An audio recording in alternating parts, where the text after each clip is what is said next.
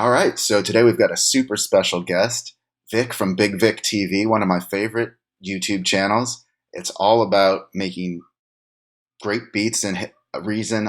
Vic's got a great sound, a great style, and a lot of great advice. So let Vic introduce himself.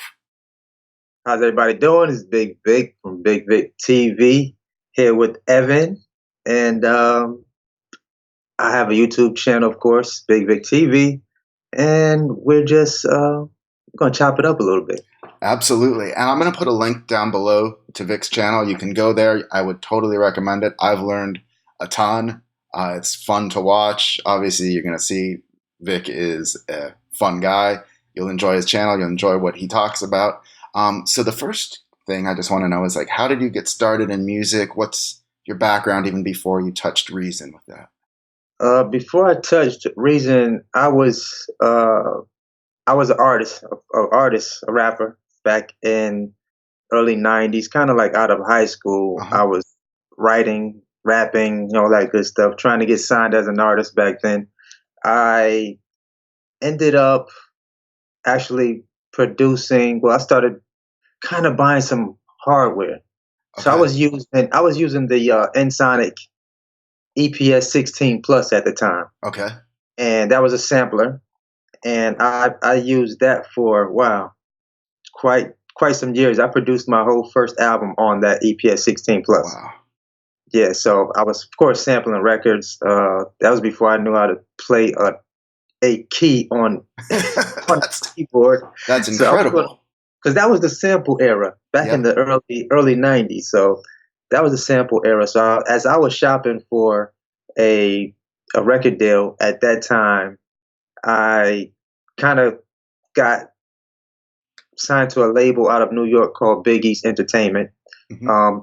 also known as B-Boy Records. Wow. I Yeah. don't know, I don't know if you're familiar with KRS-One, Yeah. Yeah. but that was the first label he released his Criminal Minded album on. Okay.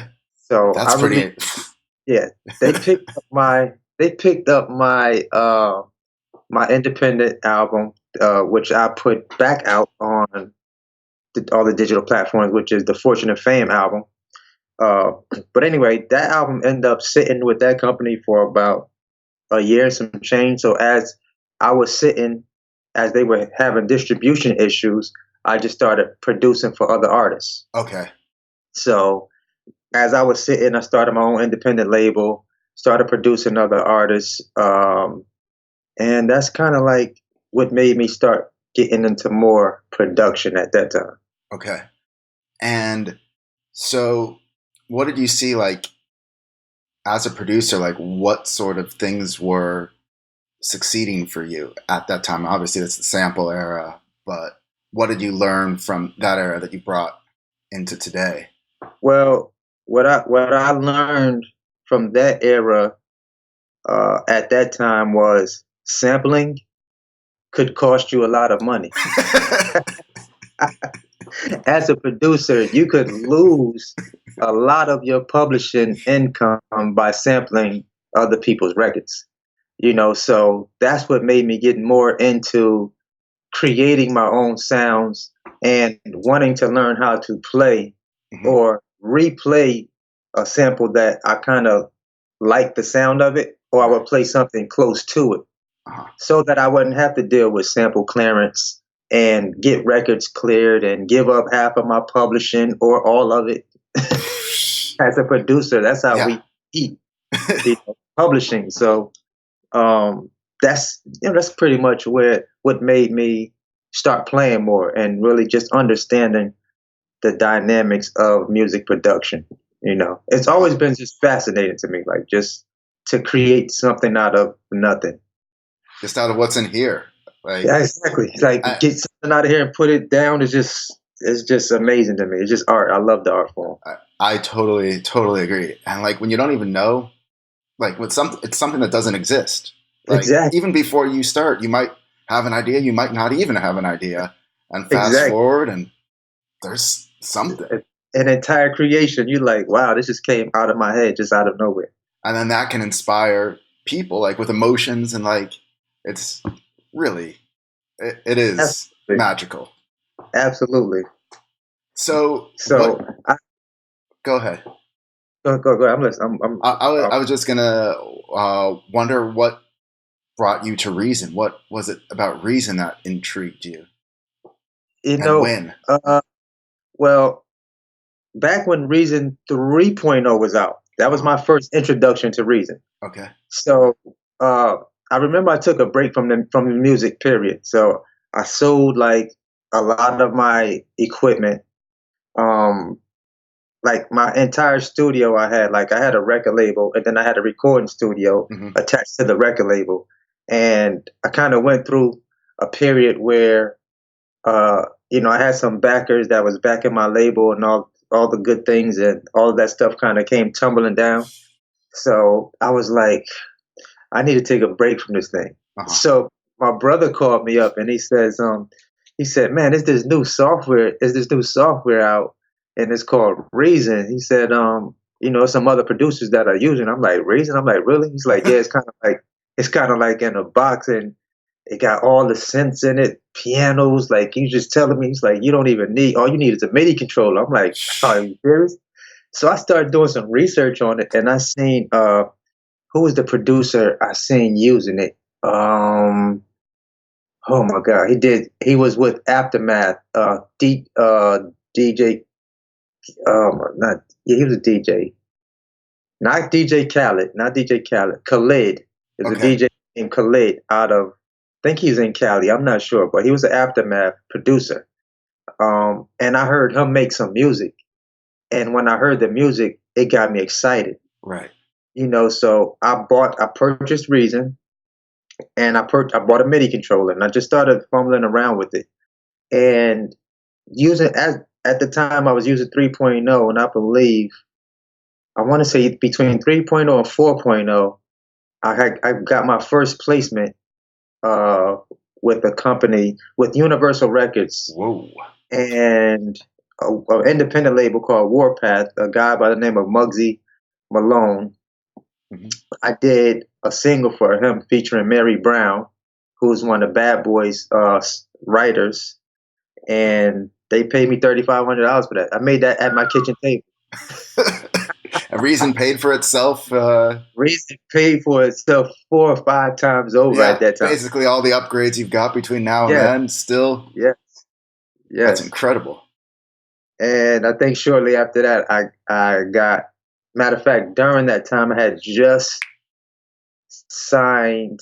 I think 3 4 months later, I signed with Jermaine Dupri's label, Social Def, as a producer over there. So, and that was from one of my biggest videos on my YouTube channel, the Reason 4.0 beat making video I made. Huh. And they watched that video, and I got a deal off from that video.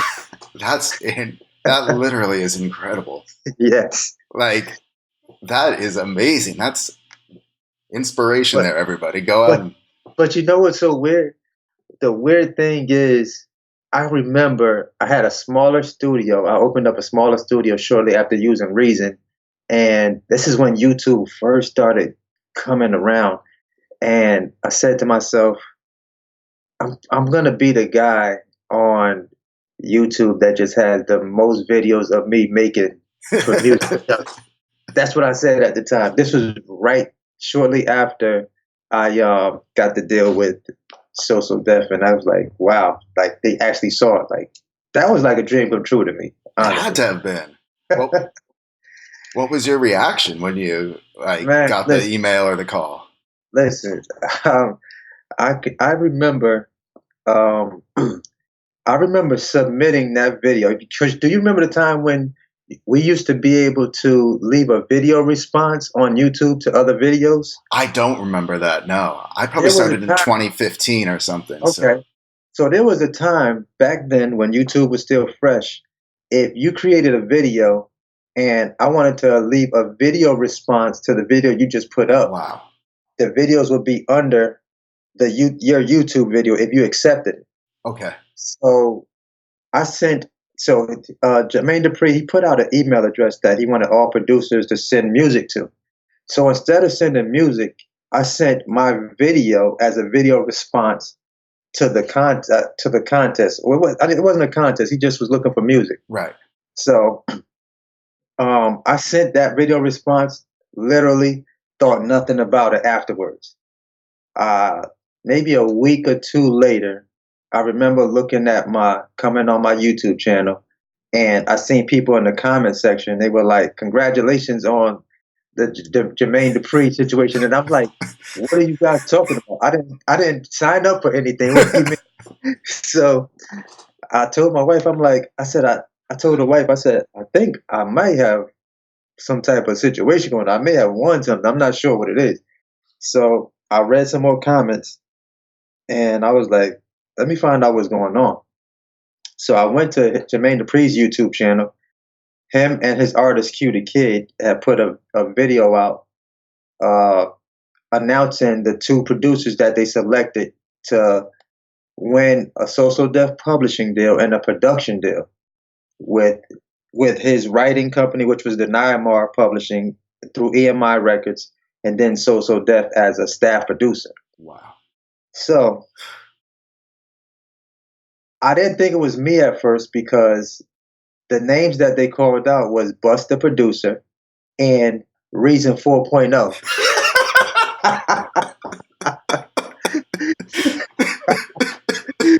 It's because the title of my video was Reason 4.0 beat making video. So they thought that was my name. I said, no, my name is not Reason 4.0. My name is Bigg Vic. So I thought nothing of it. I said, okay. I waited a couple of days. This is when MySpace was out. I had Yeah. a MySpace account. His artist, Cutie Kid, he left me a message on MySpace. He said, "Hey, we was trying to reach out to you. Just wanted to let you know that Jermaine Dupri picked you and another producer as the winners of the Social Death publishing deal. Blah blah blah. And I need your contact information." So I sent him my contact information. It probably was 15 minutes later. He called my phone, and I promise you, that probably was one of the best calls I ever received in my life pertaining to music business. I gotta believe it. That is incredible. I could not believe it. So he said, "Yeah." He said, "Me and Jermaine, we were in the studio watching all your videos on your YouTube channel." He said, "If you're doing what you're doing with just that keyboard and that computer, imagine what you could do if we got you here in the big studio." Yeah. So I was like, "Yeah." I said, "He really said that?" He said, "Yeah." I said, "Wow." So it was mind blowing for me, man. It was That must have was been just like a master class in man. music, working with those guys. Listen, man. When I was there, it was like I was sitting in a dream. I was sitting in a dream because I'm literally surrounded by Michael Brian Cox, Jonte Austin, who's an incredible writer and producer with over there. At the time he had Dondria signed. He had who else was there? There was so many different people that I met having that association with that company. Like it was incredible. Like I just felt like it just felt unreal to me. How could it It's just not? I mean, something. your heroes are there, and you're like, Yeah. I made a video on YouTube. Yes. I was like, this is the era of YouTube. And then I ended up meeting Mike Colombo. Both of us were signed to Jermaine Dupri at the same time. Wow. So was a very big YouTuber. So had a good time over there though. But it was amazing, man. All from Reason. All from Youth and Reason. Let that be a lesson to everybody out there. Yes. And taking action. That was the main thing. Yeah, and it seems like you. I mean, it seems like you take a lot of action. Like Absolutely. you've got so many. You're just all the things that you do. Yeah. You make sample packs. You make music. You make videos. Like Yeah. how do you find the time? How do you manage it all? Well, because I run a videography and photography company on the side as well. Oh wow. So I'm I'm trying to find the time. I have to find the time. So now I usually take Mondays and Tuesdays. Now I do to create most of my content now, Mm-hmm. and if I have anything scheduled, I'm usually doing it on Mondays and Tuesdays. Okay. So Wednesday through Saturday I run a barbershop, Okay. so I'm there at usually at the shop for during those times. So yeah, I'm busy. I'm pretty busy. It That's sounds that way. try to stay busy. So with Try to stay. uh, reason like 11 around the corner, what are uh, what are your thoughts so far on the announcement? Uh, well, I think for me, like probably the main thing that I wouldn't say I'm super excited. Just to be honest, I'm not Yeah, super excited about the new release because in it, I can't say that there's something in there that's making me say, "Oh my God, I have to have Reason 11." Like right. for me, it's probably my excitement level is not there. It's nowhere near when they released Reason being us being able to use VST Yeah, instruments. Like yeah, that was to me that was a game changer and always will be for yeah, that software.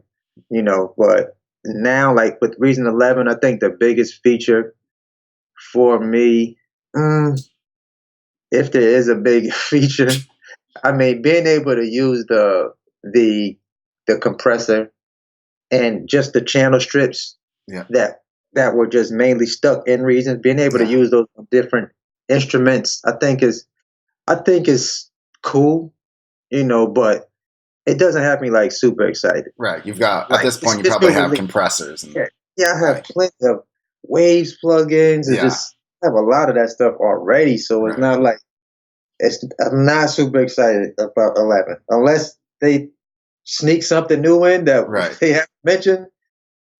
I'm okay with Reason 10 to be honest with you. Yeah, yeah. You And know, so you do. I know occasionally you mess around with Fruity Loops, but you're pretty much mostly in Reason. I haven't. My son uses Fruity Loops. Okay. I haven't done much with Fruity Loops. Matter of fact, I just downloaded a demo version and just tried to make some music with it. And to be honest, I like Fruity Loops. I It like. was the I first never piece of really soft. I never really liked it before. Yeah. I'm gonna tell you why I didn't like it. It's simply because I think to me, so many other producers were using it, like new producers Hmm. that never really produced, like production was never like their background. Right. I think to me, it was just so simple to create music using that software that I think I wanted a bit of a little more challenge Yeah. in software that people weren't normally used to using, Right. you know. And I will say this: I think if I was a Fruity Loop using producer, I probably have a bigger YouTube channel. I really do. I honestly believe that I because probably. so many people have that software. Yep. I mean, I started with a cracked version of Fruity Loops. That was like the first thing I did with music production. A friend of mine, you know, found some torrent and gave it to me, and Right. uh, you know, from How, what, then. how did you like it? I mean, this is like 2000, 2001. Okay. So Okay. I thought it was. I mean, it blew my mind, kind of, because Okay. I don't. I had a 4 track like Okay. tape A four recorder. track. Wow. Yeah, like That goes back. yeah. And I was just like bouncing things from left to right. So it blew my mind like that. But honestly, as soon as I could make the move to Reason, like there was something about Reason that just captivated me.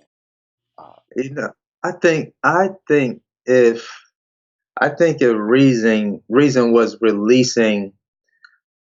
Now, I've kind of dug into Fruity Loops, just kind of messing around with it, and I've mhm. seen videos of people using it.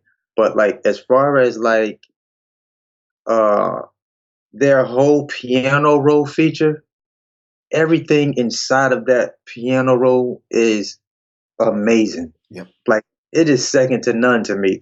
By me looking at it, I was saying to myself, if Reason could just adopt these features right Yeah. here, man, I would be in heaven. Yeah. The sequencer is like 10 years out of date at least. Yes, yes, But yes. that's sort of the VST plugin thing. It's like, well, I don't know. Do you just like start using Reason as a plugin? That's Yeah. Yeah, I'm That's just like, man. I looked at now that you mentioned this that sequencer, uh, like the little piano roll that we do have in hmm Reason, it's nowhere near comparison to what I saw inside of that Fruity Loops, okay. uh, inside of their piano roll. You know how you can take the notes and it shows you every note inside of their piano Yeah, roll.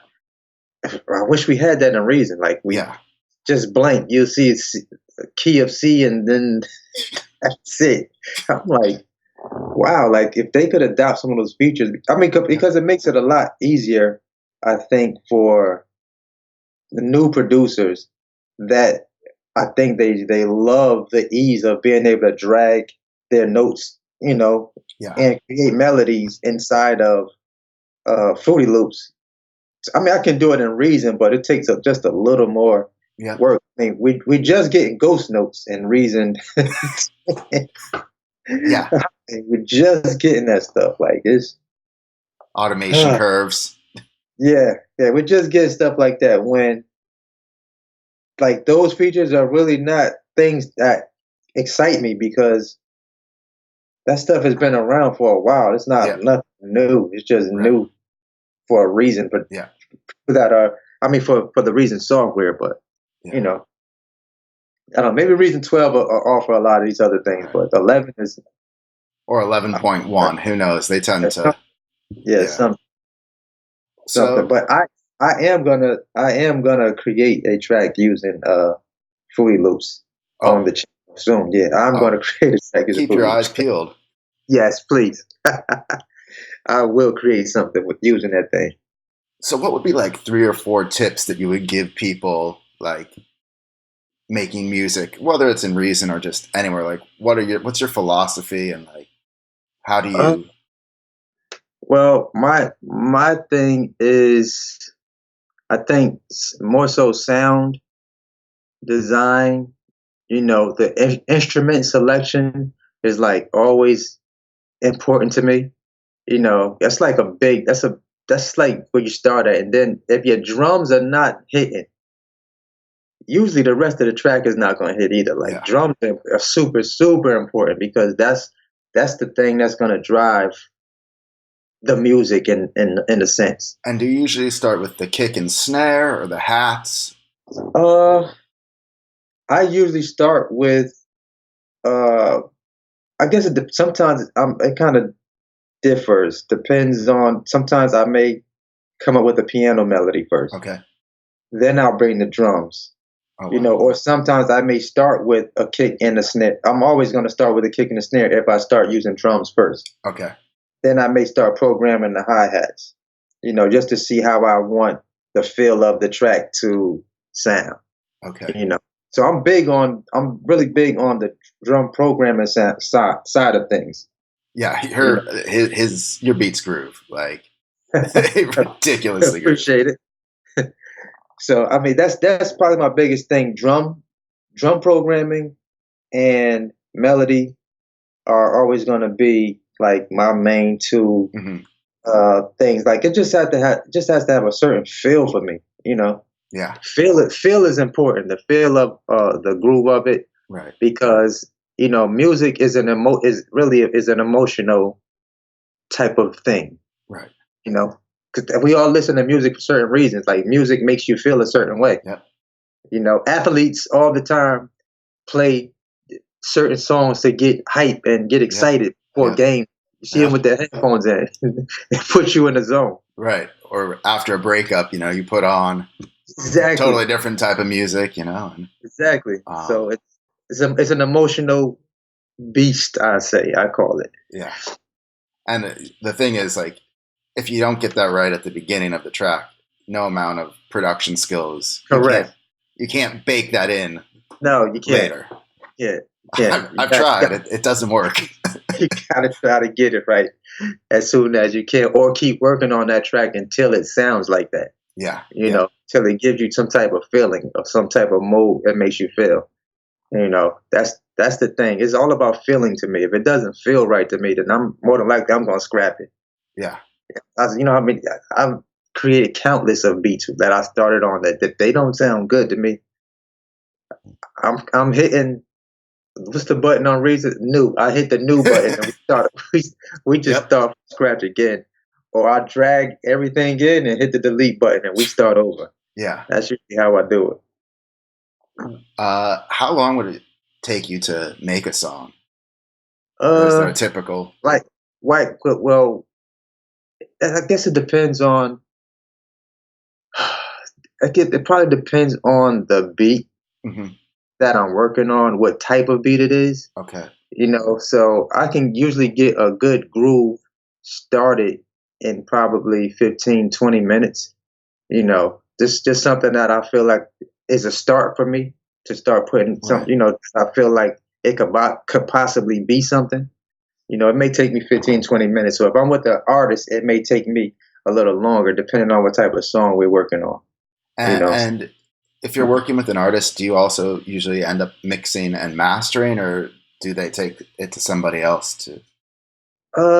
Usually with my production, like I guess if it's a bigger artist, I'm not the one to mix it or master it. I'm just Uh, sending stems over, yeah. and they take it and have it mixed and mastered and stuff like that. So, but if it's a personal project of mine, I Yeah. usually mix it myself. Okay. You Yeah. Yeah, yeah. But mixing and mastering is definitely like that's definitely important. Yeah. It's a whole other, like. Yeah, it I is. mean, It's a they're whole each arts to, exactly. It's a whole nother science to it. but I think a lot of. I mean, just going back to what we were saying earlier, so many people, like when I hear what they're doing, it's like you think. I think a lot of people falsely believe that the sound is like made to sound professional in the mixing or the mastering stage, and that's Mhm. like not the case. It's supposed to sound like almost professional when it Correct. leaves, What you when you're right, done what recording it, like, right, exactly. and then it just sounds more Yeah, professional when you mix it, right. or and then when you master it, that's just like Correct. cherries on top. Correct. So and the biggest question I probably get, especially with people that use Reason, is most people I talk to that use Reason, they always tell me that their sound is always peaking Hmm. when they're creating a track, or they don't know how to keep their levels down, Yeah. or it just doesn't sound like how my stuff sounds when it comes out of Reason. Like I'm always using, like, two things I've always done with Reason, and I put it in when I uploaded one of the videos. I talked about using uh the mastering suite, Uh what is huh. it, the default master, think, Limiter, M class limiter. Or, yeah, there you go. The yeah. default M class master. I always use that along with the compressor, Uh huh. just to just once I get the track kind of what I like to hear, I hit those two buttons just to bring the volumes up and to give it a little more punch. Uh huh. Um, but that right there kind of starts me off to something sounding decent coming out of Right. Reason and not peaking. Right. Right. So, I mean, I learned that a long time ago. I, I've done that in every version of Reason, and it sounded good. Yeah. Uh, Any Plus the pe- plus the people say it always sounds good and it hits hard. They could not figure out how to get theirs to sound like that. yeah, But that's a yeah. great tip. hmm Any other last words you'd like to share before we wrap up? Uh, well, if you are deciding to pick up Reason, if you're already using Reason, um, is not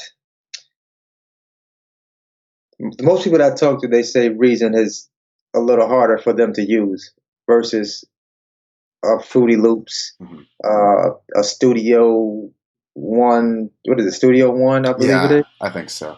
Like I've looked at that software. To me, it looks hard. To, simply Yeah, because I'm not familiar with right. how to use it like that. But um, I would just say, all dolls are not created equal, in my opinion. But in a sense, it's whatever you feel comfortable with using. Right. And it's almost like going to school, so you have to learn. and perfect it, and get better at using the software. And that's what I did. Like, I've been using Reason so long. It's like riding a bike now. So, Yeah.